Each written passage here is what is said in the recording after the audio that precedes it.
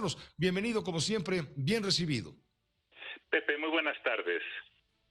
Pues Buenas sí, tardes, Luis Carlos. efectivamente, dime. No, dime tú. Bueno, pues efectivamente inició esta semana la discusión de la reforma electoral de López Obrador. Como lo he comentado aquí contigo anteriormente, soy de quienes piensan que la posibilidad de que sea aprobada es casi nula. El gobierno no tiene los votos y aunque muchos sospechan que el PRI podría aliarse al gobierno para sacarla adelante, yo no veo ninguna razón lógica de sobrevivencia o de beneficio para que el PRI apoye a esto, de tal forma que yo no veo que tenga los votos. Creo que es una reforma que como medicina es muy mala. Como tú ya dijiste, desmantela al INE, politiza enormemente a los consejeros. Simplemente quiero dar un dato que no se ha comentado suficientemente, pero López Obrador, en aras de que el pueblo decida quiénes son sus consejeros, por cierto, yo no creo que el pueblo esté muy interesado en analizar los perfiles de los candidatos a consejeros.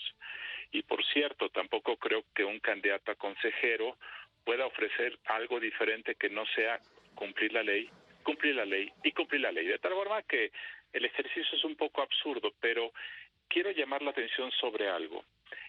Hacer una campaña nacional te debe costar 5, 10, 15 o 20 millones de pesos para ser candidato a consejero cuando el sueldo que te pagan no te va a redituar todo lo que invertiste, 10 millones. Entonces, por sentido lógico, quienes van a ser candidatos son aquellos que alguien les pone el dinero a cambio de algo. Entonces, desde ahí empieza mal el planteamiento. Luego le quiere quitar al INE la facultad de hacer el padrón electoral. No se dice quién lo haría, pero se le quita esa función al Instituto Nacional Electoral. Luego hace que todos los legisladores se vuelvan plurinominales, todos.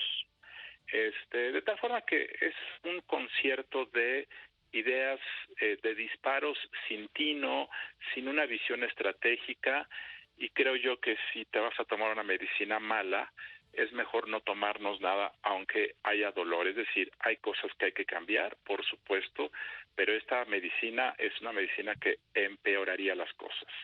¿Retrasaría el reloj de la historia política del país décadas? Luego de que, Sí. gracias a la ciudadanización del Instituto Electoral, se logró precisamente que las oposiciones tuvieran espacio político para expresarse, entre ellos Andrés Manuel López Obrador, porque ese fue el camino que siguió y pudo permitirle llegar a la presidencia de la República cuando había un partido hegemónico. El INE, esa reforma electoral de entonces le arrebató al partido hegemónico de entonces, al PRI, le arrebató justamente el monopolio de la fuerza política. Lo que haría esta reforma si se aprobara sería sentar las bases para que el obradorismo se mantuviera en el poder varias décadas. Porque claramente lo que haría este gobierno sería capturar al órgano electoral. Con estos cambios lograría hacerlo, y claramente como uno ve que la visión del poder es que como van a transformar al pueblo, con el pueblo, la historia del país, entonces eso requiere quedarse pues muchas décadas. Entonces sería la base para perpetuarse en el poder al margen del voto de la gente. Si esto ocurre, entonces significaría pues irnos hacia el siglo XX, donde no importaba lo que la gente dijera. Había un partido hegemónico, en ese entonces el PRI, que ganaba y ganaba y ganaba al margen de lo que la gente quisiera. Entonces sí sería una regresión en la historia, sí sería, creo yo, el inicio de la construcción de un régimen autocrático, y sería muy grave para el futuro del país, sin duda, Pepe. Por cierto, Luis Carlos, qué bueno que estás en la línea. Vas a presentar un libro que coordinaste. El libro se titula Elecciones, Justicia y Democracia en México, Fortalezas y Debilidades del Sistema Electoral 1990-2020, volumen 1 y 2, bajo el sello editorial de Tribunal Electoral del Poder Judicial de la Federación. ¿Es un texto de diagnóstico sobre el sistema electoral mexicano? Este libro se presentó hace algunos meses, Pepe, y lo estamos promoviendo continuamente. De hecho, hace 2 semanas hubo una presentación en el Congreso Y este libro, creo yo, es el diagnóstico más completo que existe en México sobre lo que funciona y no funciona del sistema electoral. Y este libro, que son 2 volúmenes, son más de 40 capítulos, son cerca de 50 especialistas que participaron, lo que muestra es que hay cosas que funcionan muy bien y hay otras cosas que requieren cambios, requiere un balance.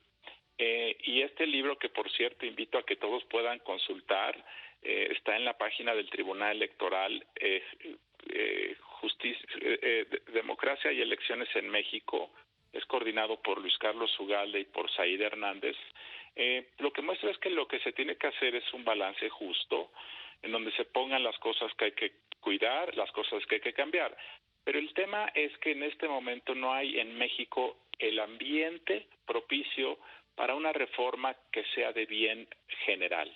Lo que prevalece en México desde hace 3 o 4 años es un ambiente de polarización, es un ambiente de exclusión, es un ambiente en donde tus adversarios son traidores a la patria.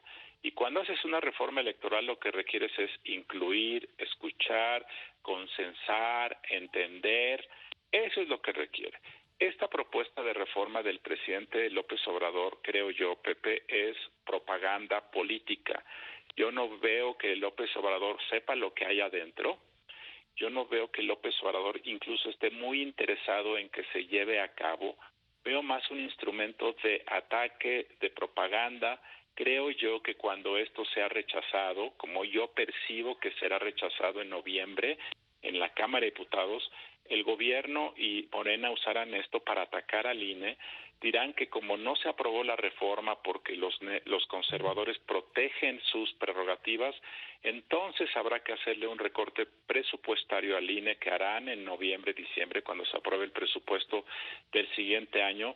Y yo lo veo más como eso. No hay adentro de esta propuesta algo que haga lógica ni que sea algo que se conozca. Todavía escucho, por cierto, Pepe, en estos días he escuchado a legisladores de Morena decir que su propuesta propone desaparecer a los plurinominales. Y la propuesta lo que hace es que hace que todos los diputados sean pluris. Entonces la mayor parte de la gente de Morena no ha leído esta propuesta y por lo tanto creo que es un instrumento de ataque más que un deseo de hacer una mejor reforma para el futuro del país. Gracias, Luis Carlos, gracias. Ya comentaremos el lunes más adelante. Muy buenas noches, Pepe. Esta fue una producción de Grupo Fórmula. Encuentra más contenido como este en radioformula.mx.